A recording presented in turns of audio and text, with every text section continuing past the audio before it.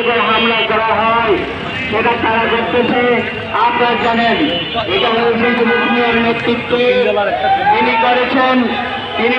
তিনি 17 বছরের আন্দোলন সংগ্রামী ছিলেন না, তিনি আন্দোলনে ছিলেন না, সংগ্রামী ছিলেন না, রাজপথে ছিলেন না, তিনি হয়েছেন আমাদের লিডার। কিভাবে আমরা মেনে নিব? আমরা কেন্দ্রীয় নেতৃবৃন্দের মধ্যে আহ্বান জানাবো আগামী 72 ঘন্টার মধ্য দিয়ে আপনারা আগামী 72 ঘন্টার মধ্য দিয়ে এই কমিটি বাতিল করবেন। আপনারা এই কমিটি বাতিল করে নতুন কমিটি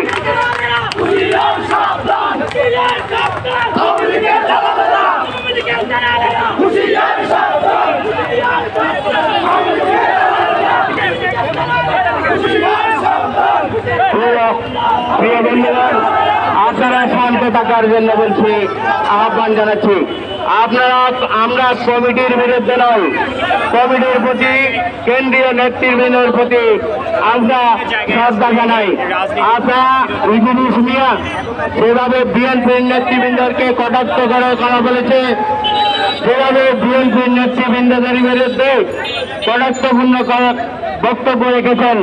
আমরা স্পষ্ট ভাষায় বলতে চাই, আমরা আন্দোলন করেছি, সংগ্রাম করেছি, সেটাকে মামলা খেয়েছি, জেল করেছি, জুলুম করেছি।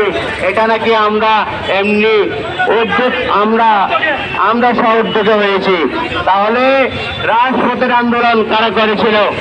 আমরা যারা আন্দোলন করেছি, সংগ্রাম করেছি, তাদের বিরুদ্ধে কথা বলেছে, কিন্তু দলের বিরুদ্ধে কথা বলেছে। আগামী 72 ঘন্টার মধ্যে আমরা ওই কমিটি থেকে, দক্ষিণ জেলা কমিটি থেকে ইউনুস মিয়াকে বহিষ্কার চাই। আমরা করতে চাই, সুন্দর রাজনীতি করতে চাই, সুন্দর রাজনীতি করতে চাই। এই কারণে রাজনীতির সুস্থ পরিবেশ বজায় রাখার জন্য আমরা ইউনুস মিয়ার বহিষ্কার চাই।